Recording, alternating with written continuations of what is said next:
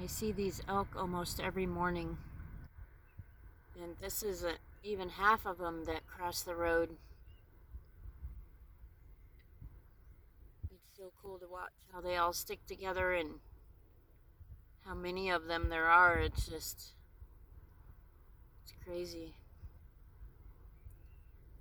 Definitely have to be careful in the mornings to see where they are, if they're about to cross or not, because there's a lot of them. Just wanted to do a quick video this morning on my way to work. I hope everyone has a great day.